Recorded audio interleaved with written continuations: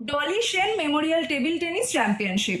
প্রবল গরমকে উপেক্ষা করে বালিগঞ্জ ইনস্টিটিউটে হয়ে গেল Dolly Sen Memorial table tennis championship. মূলত ক্ষুদে প্রতিযোগীদের জন্য হয় এই প্রতিযোগিতা। ভবিষ্যতের মৌমা অহিকা এখান থেকে উঠে আসবে বলে মন্তব্য করেন প্রাক্তন টেবিল টেনিস খেলোয়াড় কিশলয় বসাক। আমাদের এই জায়গায় এই tournament Dolly Sen Memorial table championship মোট 6টি event, under 11 boys, under 11 girls, under 13 girls, under 15 boys, under 15 girls. এই যে খেলাধুলো মোট বছর যে অঞ্চলের কথা বললাম তার মধ্যে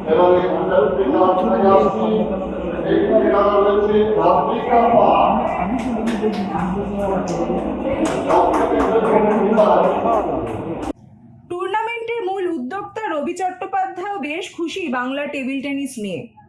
ওরা আরো ঠিকঠাক ভাবে আরো ইয়ে করুক, মানে প্র্যাকটিস করুক প্রপার।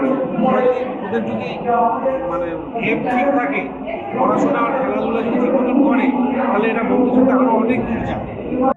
টুর্নামেন্টের সেরা খেলোয়াড় হয়েছে ধ্রুবঙ্ক ঘোষ। এছাড়াও বাদবাকি ক্ষুদে প্রতিযোগীরাও খুব আনন্দিত। কেমন লাগলো আজকে চ্যাম্পিয়নশিপে চ্যাম্পিয়ন হয়?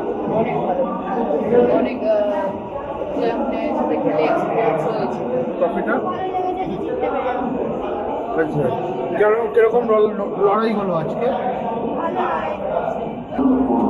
ভালো লাগছে, অনেক ভালো লাগছে। কি কি শিখলে আজকে খেলা?